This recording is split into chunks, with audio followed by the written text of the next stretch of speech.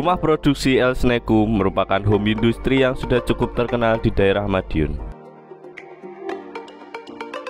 Rumah produksi El Sneku ini beralamat di Perum Asabri RT 40 RW 5 Desa Sidorejo, Kecamatan Wungu, Kabupaten Madiun.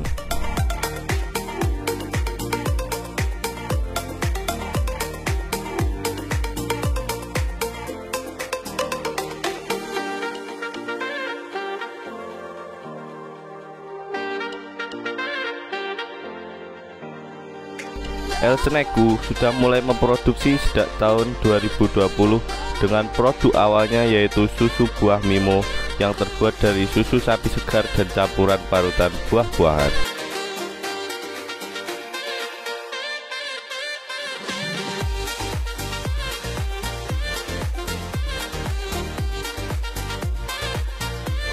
Tidak hanya itu, pada tahun 2021, Elsa Pristina memiliki ide untuk membuat kubibang atau kue biji ketapang, yaitu kue khas Betawi.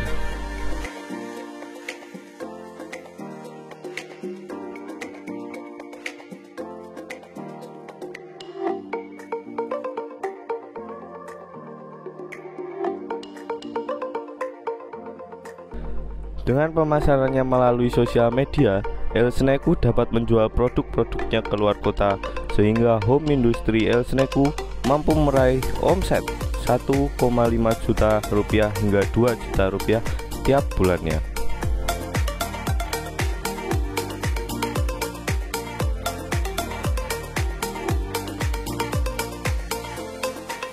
Untuk bahan-bahan yang digunakan untuk pembuatan produk-produknya, kalau bahan-bahannya kue biji ketapang ini pada dasarnya ya bahan kue terbuat dari tepung terigu, telur, mentega, tapi dia ada pakai santan sama kelapa sangrai. Jadi rasanya itu ada gurihnya, ada manisnya juga.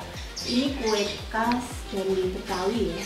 Jadi kalau lebaran itu di daerah Jakarta itu sudah banyak yang produksi seperti ini. Lalu melihat pangsa pasar di Madiun belum ada yang memproduksi, maka kami membuat produk kedua ini, kue biji ketapang. Ini yang kemasan toples kiloan. Lalu ini yang standing pot. Standing pot biasanya masuk ke toko pusat oleh-oleh. Kalau yang kemasan toples biasanya untuk hampers, untuk hantaran, untuk oleh-oleh suguhan gitu. Lalu bahan yang susu buah Mimo ini susu segar. Kita memang konsepnya produk itu maunya itu yang konsep produk sehat ya. Jadi tanpa bahan pengawet dan tanpa bahan pemanis buatan. Bahannya ada susu sapi segar, kemudian ada perisa buah, dan ada isiannya. Isiannya buah asli dan jelly. Biar tidak terasa enak, tidak terasa amis. Untuk proses pembuatannya? Proses pembuatan yang ini susu sama sebetulnya. Kita pasteurisasi dulu susu sapi segarnya pada suhu 72 derajat selama 15 detik. Jadi itu nanti sudah dipastikan dia mendidih, sudah mematikan bakteri-bakterinya. Kemudian masukkan perisa buahnya, tunggu dingin, baru dikemas. Dikemas nanti dikasih isian buah dan jelly. Kalau ini stroberi, buahnya kita juga pakai stroberi, kelihatan ya. Jadi di sini ada buah stroberinya. Buah-buahnya ini juga kita proses terlebih dahulu seperti pembuatan selai. Jadi kita masak, lalu kita bukan juga. Kalau rasa melon juga nanti ada isiannya melon juga plus jelly. Kalau proses pembuatannya kue biji ketapang, teksturnya seperti ini ya. Jadi dia itu kue bahannya, tapi ada rasa gurihnya dari yang dihasilkan dari kelapa sangrai dan santan itu, dibentuk menyerupai biji ketapang. Bahannya ya proses pembuatannya sama seperti adonan kue pada dasarnya, lalu diuleni, digiling, dibentuk seperti biji ketapang, lalu digoreng, dikemas. Kendalanya saat proses produksi mungkin ada? Kalau proses produksi Kendalanya karena ini saya pakai susu sapi segar, jadi kan saya harus punya jalur ini ya, distribusi. Maksudnya saya harus cari supplier yang benar-benar dari peternak susu sapi.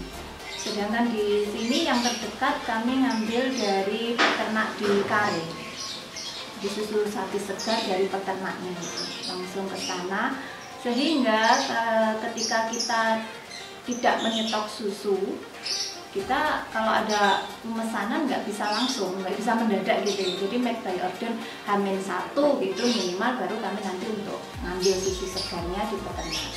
Kendalanya hanya itu kalau dari proses produksi. Pembuatan susunya itu bisa berapa botol? Satu harinya? Satu harinya kita sesuai pesanan ya Mas, jadi ya nggak setiap hari produksi, tapi kalau per bulannya ya sekitar 10 liter lah kalau per bulan. Kalau biji ketapang ini ramenya itu justru saat lebaran, biasanya buat suguhan, buat oleh-oleh, buat hampers, kan kue kering ya ini maksudnya, kategorinya kue kering. Untuk harga produknya, harga jualnya ini kemasan 250 ml, jualnya 9.000, tapi untuk reseller 8.000 karena ada reseller juga. Lalu yang kue biji ketapang ini standing pots ini 15.000.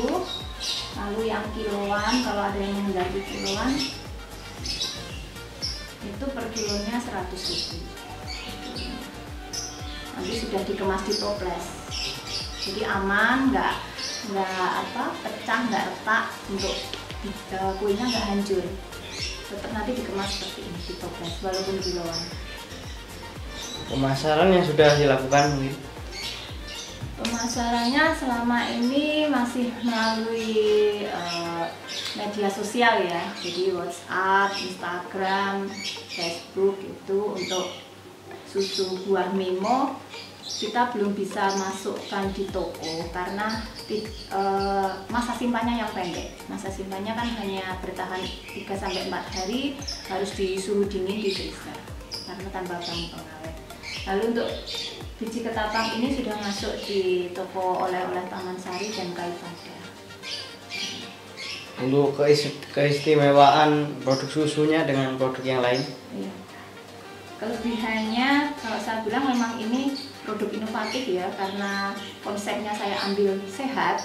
Jadi sehat dikonsumsi mulai dari usia anak 1 tahun itu masih aman, bisa dikonsumsi hingga lansia karena dia tidak ada bahan pengawet dan tidak ada pemanis buatannya.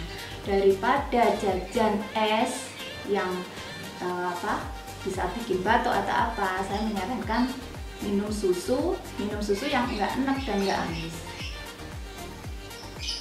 Omset per bulannya bisa berapa rupiah? Per bulannya ya bisa 1,5 sampai 2 juta.